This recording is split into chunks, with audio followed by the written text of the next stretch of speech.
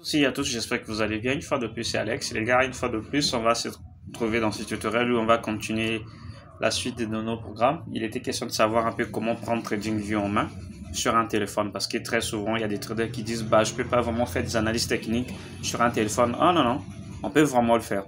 Donc, pour ne pas tirer ce tutoriel trop long, on va rapidement se connecter sur TradingView.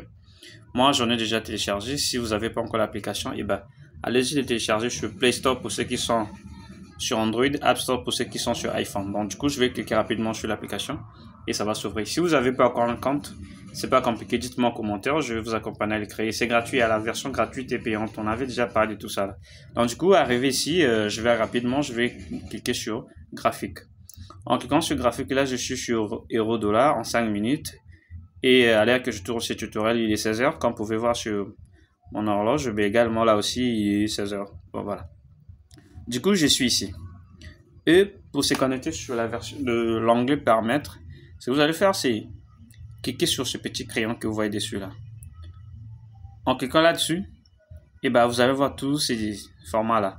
Le truc en étoile là, c'est moi qui ai ajouté, ce sont des favoris. Mais vous, ça sera quelque chose de ce genre. Voilà. Vous aurez ligne de tendance, vous aurez candé Fibonacci, vous aurez des motifs, il y aura également des prédictions et mesures, il y aura forme géométrique, aussi des annotations et visuels. Donc voilà un peu tout ce que vous pouvez trouver ici. Bon, faisons un peu de pratique. Regardons par exemple, je suis en train d'utiliser la version gratuite. Voilà, il me propose la version payante. Et vous pouvez aussi faire des essais pour bénéficier un peu plus des indicateurs et beaucoup de choses. Mais bon, je ne suis pas là-bas. Moi, je fais pas la promo de TradingView. Il y a la version gratuite qu'on peut vraiment utiliser. Ça peut suffire largement. Donc voilà, on est là. On est là sur ce graphique. S'il faut que j'utilise par exemple des notations, si je vais noter quelque chose sur ce graphique, qu'est-ce que je dois faire? Je dois cliquer encore sur ce petit crayon. Je descends, je cherche des notes. Voilà, il y a des notes ici. Il y en a un autre qui est avec texte simple et un autre note. Moi, je vais cliquer sur note. En cliquant sur note, il faut déplacer ce curseur comme ceci. Moi, je vais essayer de nommer ce bougie là. Et dites-moi en commentaire d'ailleurs même ce que je vais nommer, c'est vrai ou pas. À mon avis, ce qui est rouge là, c'est un doji. Je ne sais pas si vous êtes d'accord avec moi. Je vais cliquer là-dessus et je vais nommer. En disant que c'est des doji. Il s'agit d'un doji qui est là. Cette bougie. Oh là là. J'ai cliqué deux fois, j'ai annulé. D'accord, c'est pas grave. On retourne. Notation rapidement. Note. D'accord, note. Et je viens là. Bon, je le fais dans ce sens. Non. Toujours dans le sens d'en haut. Bon, pas forcément, je peux le faire là même. Hein. Voilà, ce bougie rouge là. Voilà, et je déplace ce texte à peu près là. D'accord. Je fais doji. Moi, je dis ce bougie là, c'est doji. Doji. Ok. D'accord. Vous pouvez enlever ça. D'accord. Voyez donc, ce bougie rouge là, je dis c'est un doji. Pourquoi? Parce que, vous voyez, c'est trop petit. En fait, il y a beaucoup plus de mèches, mais le corps est trop fin. Donc, pour ceux qui ont eu la chance d'étudier des bougies durant des formations de comment là, vous verrez que c'est un doji. Et ce doji est souvent synonyme d'indécision du marché. Parce que là, nous sommes, en regardant là, de là jusqu'à là, le marché était baissière. Mais apparemment, la volonté des acheteurs est un peu beaucoup plus avancée que ceux des vendeurs. Donc du coup, il y a en disant 50-50%. Il veut est-ce que la tendance puisse changer pour que le marché puisse partir à la hausse. Comme vous pouvez remarquer, après doji, il y a la bougie verte qui s'est formée avec un super corps qui indique vraiment la volonté des vendeurs de prendre le possession. Donc du coup, nous ne sommes pas vraiment là en train de faire tout ce chose-là. Mais sinon, ce que c'est doji, vous savez ce que c'est. C'est un bougie d'indécision. Ça indique clairement que ce marché, il y a un peu de situation complexes. Et généralement, quand c'est comme ça, il ne faut pas rentrer en position, il faut attendre. Parce que comme vous pouvez voir là, ça bouge un peu dans le sens contraire là. Ça craint. Voilà. Je ne fais pas ça comme cours de bougie japonaise. D'ailleurs, si vous souhaitez qu'on fasse la nomination de chaque bougie de figure chez artiste, ça, vous pouvez me dire aux commentaires et on le ferait. Ici, nous sommes question de voir des paramètres. Prenons notre exemple, celui par exemple de cette phase baissière qui est là. Disons qu'on peut tracer la ligne de tendance. Voilà. La ligne de tendance, nous sommes sur les lignes de tendance. On va utiliser la ligne de tendance. En utilisant la ligne de tendance, qu'est-ce que ça se passe généralement? Comme d'hab, vous allez déplacer ce curseur là où vous voulez tracer. Moi, je vais tracer par exemple à partir d'ici. Il n'y a pas de logique quand je fais juste l'utilisation, c'est pas, il n'y a pas de logique derrière ce que je suis en train de faire. Donc là, de là, je vais tirer ma ligne de tendance jusqu'à peu près, on va dire, bon, là, hein. Là, comme ça. Vous voyez? Donc, ma ligne de tendance est là. Je peux le dépasser légèrement comme ça. Puis là, genre comme ça. Bref, il n'y a pas de logique. C'est juste que je vous montre ce que vous pouvez faire avec. Et si vous souhaitez, par exemple, la cloner, tout ce que vous allez faire, c'est dire cloner.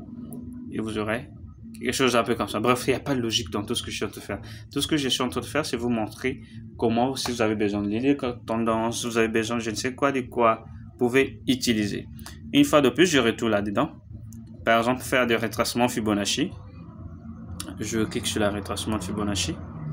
Par exemple, là, il n'y a pas aussi de logique derrière ce que je suis en train de faire maintenant. Mais à supposer que j'avais raison. Donc ici, dans ce creux, je vais tirer la ligne de Fibonacci. Il n'y a pas de sens toujours, hein, je précise. Il n'y a pas de logique derrière. Bref, vous avez remarqué qu'en fait, ce qui se passe ici, c'est carrément la ligne de Fibonacci que je suis en train de manipuler. Et il n'y a pas que ça. Voilà, ça aussi, je peux enlever. Retirer. Quoi encore que vous pouvez avoir besoin sur les paramètres. Et ben, vous pouvez également utiliser, par exemple, à supposer que vous avez fait votre analyse. Voilà. Il y a eu des questions comme quand on ne sait pas placer stop loss et taille profit, machin truc. Bah, c'est simple en fait. Retournez là-dessus. Ça sera retracement, non? C'est où ça se trouve où? La position long et short. Voilà. Vous savez, long, ça y est, on va aller rapidement. Vous pouvez voir. À supposer que vous voulez entrer en position là. Tout ce que vous allez faire, c'est ici. Cliquez là. Et comme vous pouvez voir, vous allez entrer en achat là. Vous pouvez déplacer votre taille profit à peu près là. En dessous de la toute dernière bougie qui s'est fait ancrer. Et donc ici, vous êtes... Ah, ça c'est trop, hein. Lorsque je vois...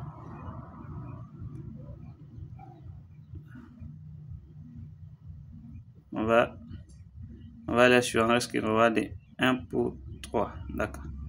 1 pour 3, c'est mieux. Voilà. Risque de 1 pour 3. Donc, à supposer que vous avez fait votre analyse et vous voulez entrer en achat là. Donc, voilà. Vous avez placé votre taille profit et stop loss. Normalement, il faut que ça descende jusqu'au dernier.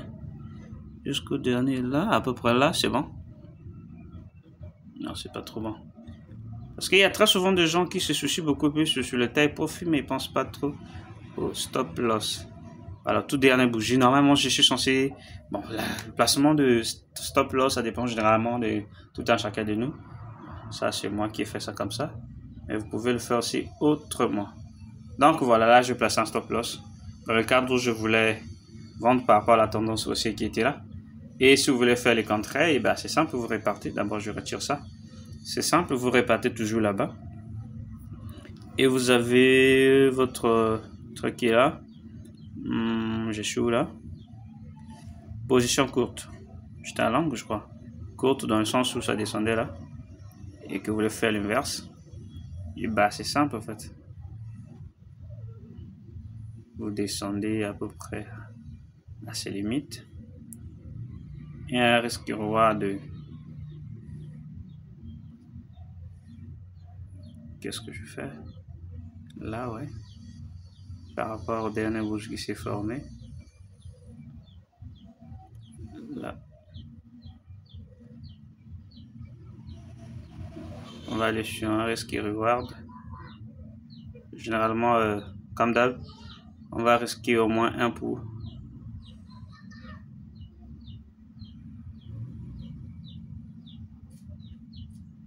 Risque reward 1 pour. Voilà. Ça va 1 pour D, on va aller sur 1 pour 3.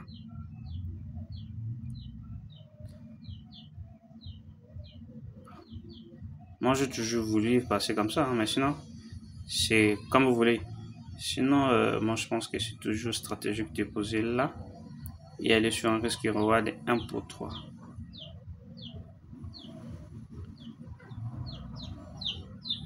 Voilà, comme ça. Bon, ben...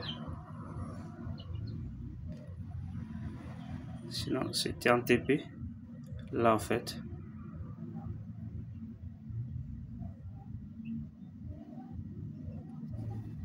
Bref, même là, hein. Parce que là, sur ce cas-là, si vous étiez parti pour un risque de 1 sur 3, ça n'allait pas vraiment être en TP. Mais bon, prenons le cas où c'était un risque de 1 sur 3. 1 sur 3 comme ça.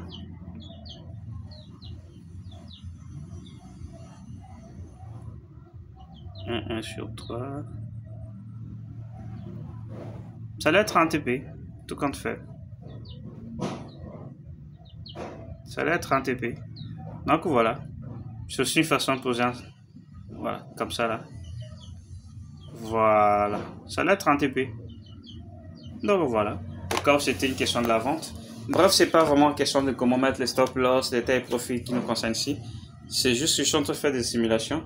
Comment vous pouvez utiliser ce paramètre-là à votre guise. Il y a tellement de trucs à faire ici. Il y a des lignes de tendance. Je vais utiliser la Fibonacci. Fibonacci, je peux vraiment bien utiliser ça. Prenons le cas de figure qui correspond vraiment à question de Fibonacci.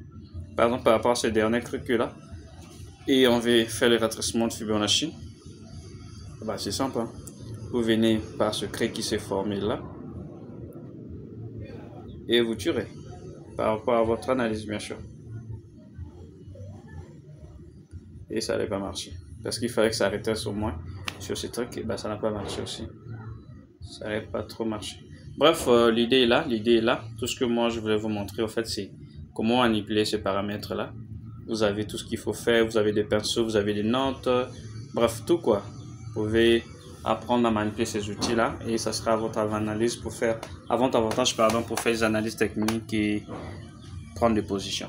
Donc voilà ce que je vais vous montrer dans ce tutoriel. On se retrouve très prochainement dans un nouvel tuto. C'était Alex. Merci beaucoup. N'oubliez pas de vous abonner et d'activer la cloche de notification.